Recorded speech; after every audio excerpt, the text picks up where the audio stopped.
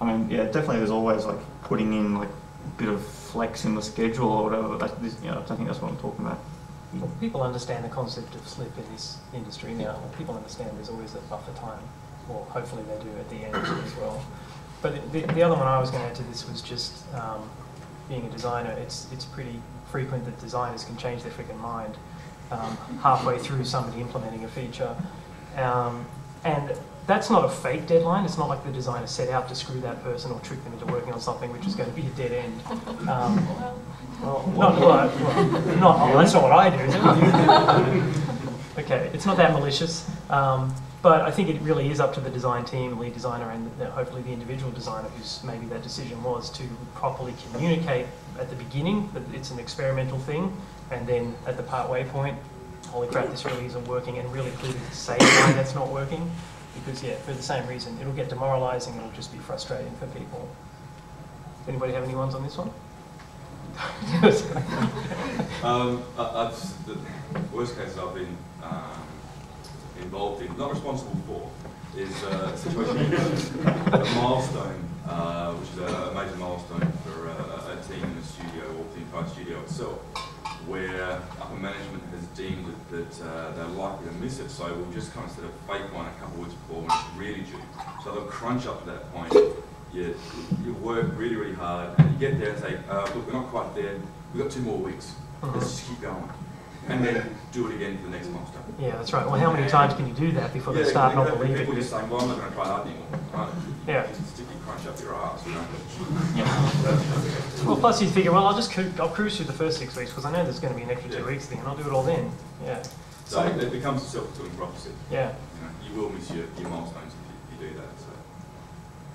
Something that we found works well for us is we set up production as soon as we get the schedules all laid out with the publisher and everything, is we'll set up internal deadlines and we have external deadlines, and they're completely transparent to the team, and the team knows that. And it's generally a week or maybe a week and a half before the actual deadline, and the guys know that we want it in on that date because we want to get it tested. We want to make sure the build is in the pristine position it can be in. But if the guys can't make it, they know that they have that opportunity to go to the producer and say, look mate, I'm really not going to make it. And we can see, because the guys put in the crunch line, they know our internal deadlines are are as important, if not more important than the externals.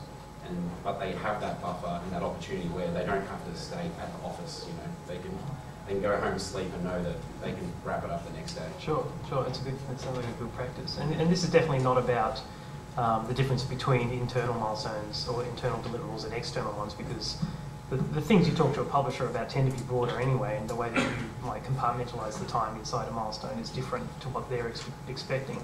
But I think we still tell the publisher, for example, that we're going to use the last week to polish things of any milestone. They understand that that's not a big week for jamming features in just as much as we do. So it's not lying to the publisher, that it's going to take 5 weeks instead of 6. It's, they understand that 6 week for us is going to be polish. Any others?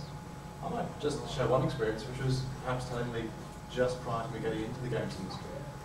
And I was working on some touchscreen technology, and a whole series of fake deadlines that came up from the chapter issuing the work to me.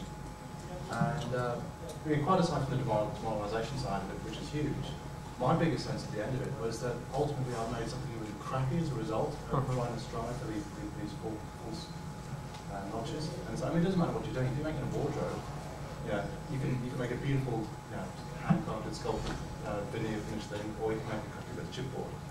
And this guy unfortunately ended up with a bit of chipboard because he constantly set up these false deadlines that just were utterly futile and pointless. Wow.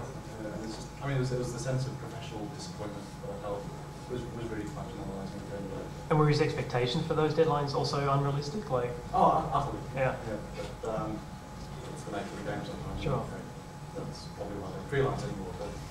But I think we all like to take pride and satisfaction in what we do. And when that satisfaction is eroded as a result of meeting these false milestones, that's just horrible. Anything else? Okay, go next one.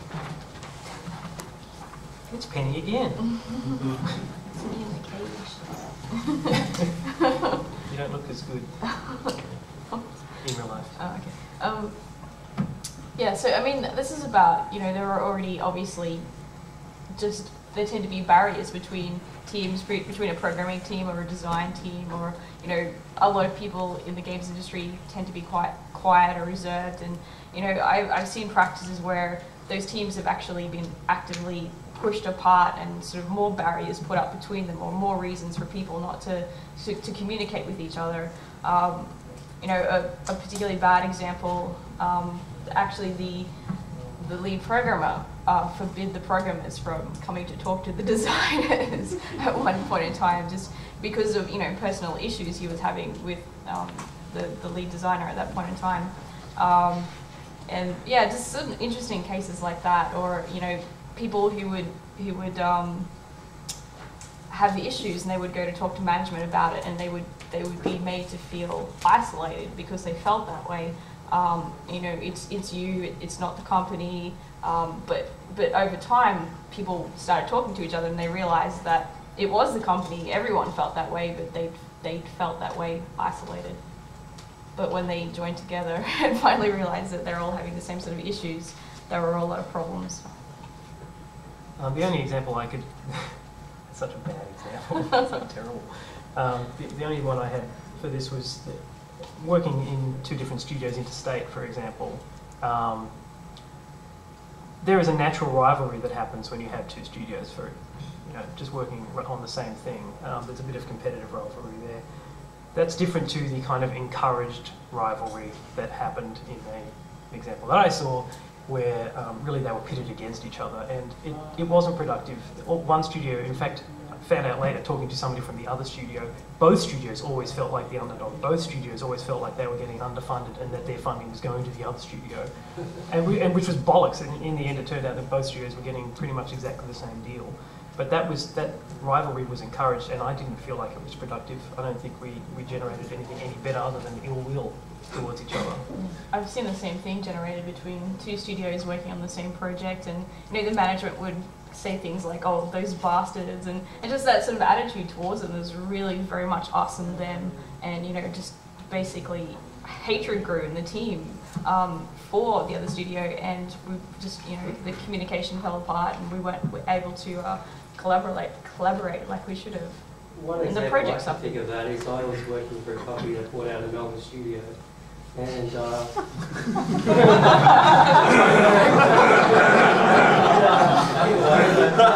Hypothetical, right? I was working in Brisbane on the same team. They combined 2 teams together, same group, working on engine technology. In Melbourne, it was like they were feeling as them versus us. I went to work in Melbourne, and then when I started explaining what the different people and that's just how they are and all that, it helped with having someone who worked in the other team to sort of like pushing that sort of way, like I started understanding, oh, that's why they're sort of wiped out, or oh, it's just their personality, and help them just to adapt, and things started getting a bit smoother if they had like that knowledge. And you don't get that knowledge when you're interstate, and you only got emails, communications sort of thing. And I think the company started getting the 2 teams together, quite people off and flying off together and doing like group sessions and stuff to try and compete with us. I don't think it's maliciousness normally either. Yeah. Like that sounds really good that you could actually get that to happen. It's very rare, I think, that deliberate rivalry is set in. I don't understand why we want that. I think it's a management issue, like trying to make sure the communication happens between those people. It's really good. It's a really nice success story almost.